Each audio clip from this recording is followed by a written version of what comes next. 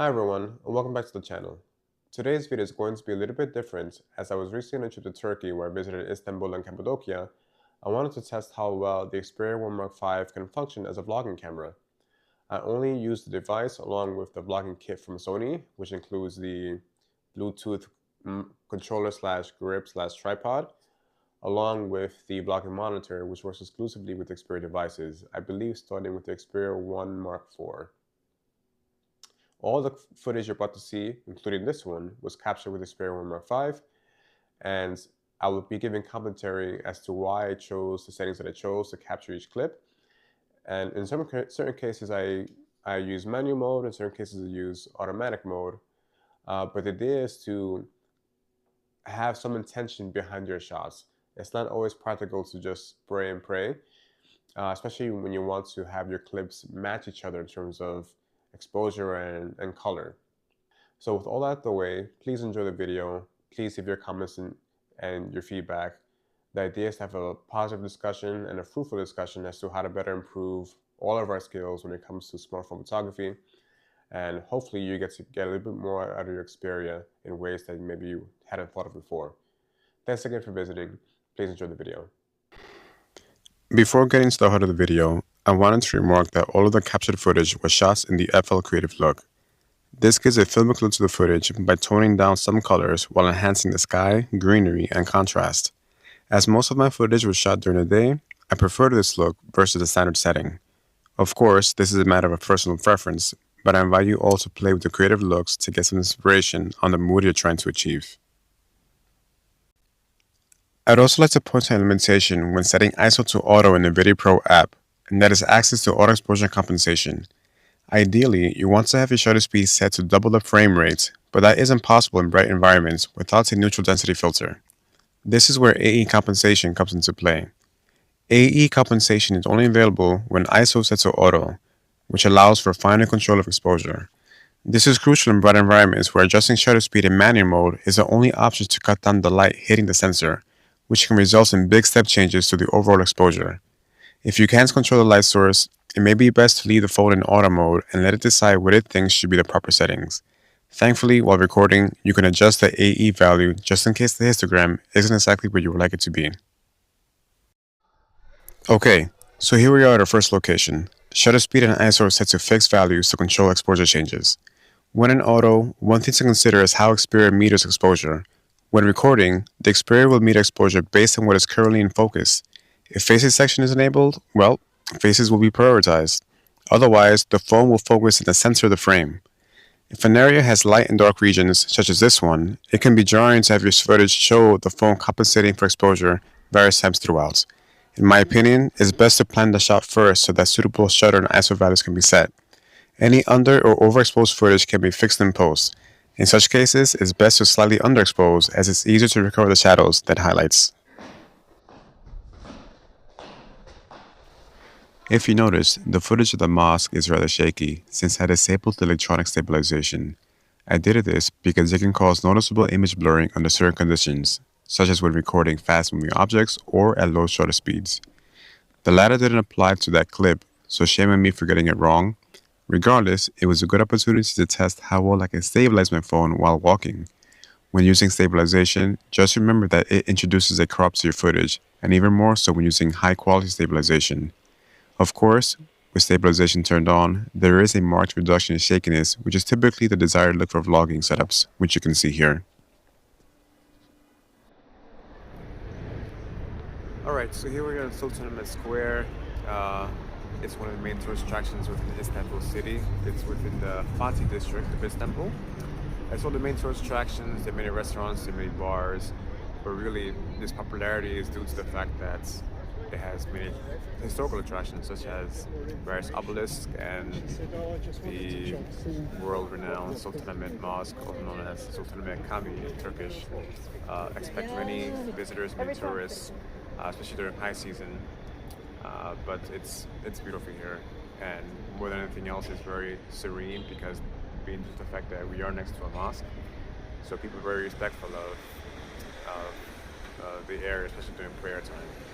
So we're gonna take a walk around, show you the grounds of the mosque itself, and as always, If you do plan on visiting, make sure you respect local traditions and cultures, because obviously, even though I'm filming this, it's important to recognize that maybe people that are observing prayer in the mosque might not take kind to being filmed. So just try to be respectful of that and enjoy the views for what they are.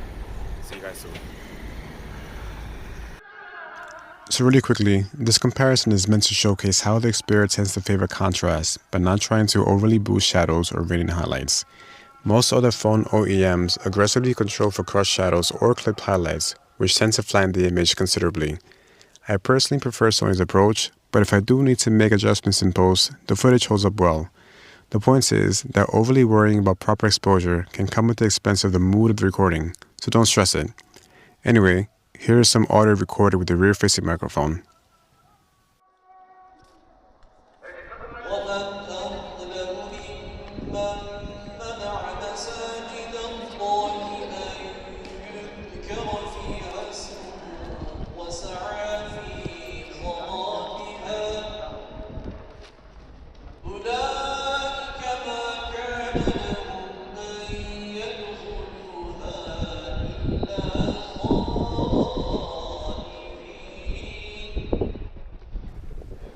When it comes to the rear microphone, I find that you really have to speak in the direction of the microphone for the best quality. Even slight deviations can result in noticeable drops in volume or distortion. This is especially true when the intelligent wind filter is enabled, as the next clip demonstrates. As a result, you have to be selective when choosing which microphones to use for the occasion. Have a listen and let me know your thoughts. Alright, so that was Sultanahmet Mosque. Once you leave the mosque, it leads directly to a path that will take you to the next destination, which is Hagia Sophia. It's another incredible landmark known for its history between going back and forth between a mosque and a church, and it's maybe a 5-minute walk from the mosque itself. So we're gonna go check that out and hope you enjoy it. If you're wondering why the low audio in the previous clips, it's because I had forgotten to adjust the mic level to set the sensitivity of the internal mics. Rookie mistake. Anyway, just a word of caution. Recording in full auto does not reset the mic input to its default value, so do your due diligence and verify your mic settings. Here, we have some footage taken around 5 AM as I make my way to the subway. The focus is on what can happen when recording in a low-light environment with electronic stabilization enabled. Hopefully, you can see how much the quality of the footage is impacted. The blur added to the footage is the result of the electronic stabilization doing its best to smooth out the jitters. This is not particular to Xperia, as it occurs in all phones to varying degrees. I am not a fan. For this reason, I always turn on stabilization when recording at night, even if it means shakier footage. For comparison, here are a couple of clips taken with stabilization turned off.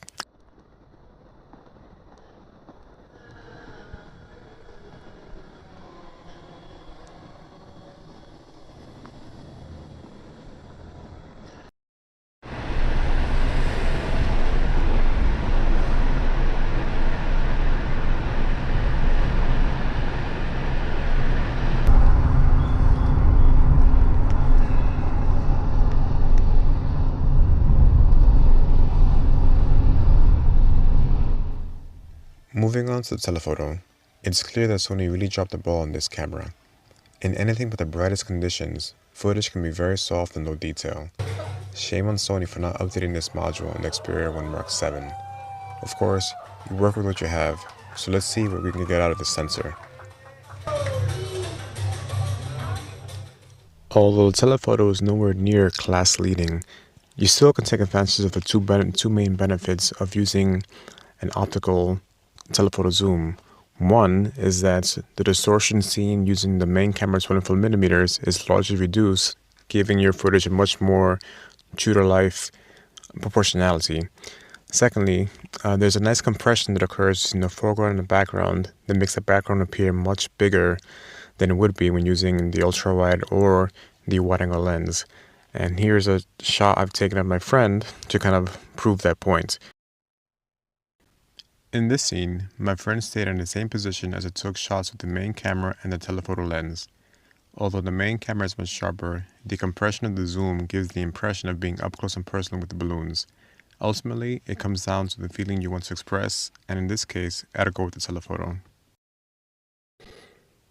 Alright, time to wrap up this video. Personally, I truly believe the Xperia 1 Mark V is one of the best phones for vlogging, despite its shortcomings. I recorded a lot of clips that didn't make the final cut, but in all the files, I never noticed any dropped frames. Plus, I'm very satisfied with the processing, as Xperia doesn't turn up the saturation or the vibrance. In certain regards, there is a filmic character to the footage which I find very pleasing. The built-in microphones are good enough, although certainly not class-leading. Thankfully, an external mic can be easily attached via the 3.5mm headphone jack. Regarding battery life, recording 4K footage does chew through the battery, but when I know I'm going to be recording, putting the phone in airplane mode works wonders for longevity. Although the phone is not perfect, I believe the phone is more than the sum of its parts, and is definitely worth the price of admission at current pricing levels. Anyway, if you made it to the end, thanks for your time, and let me know what you think in the comments.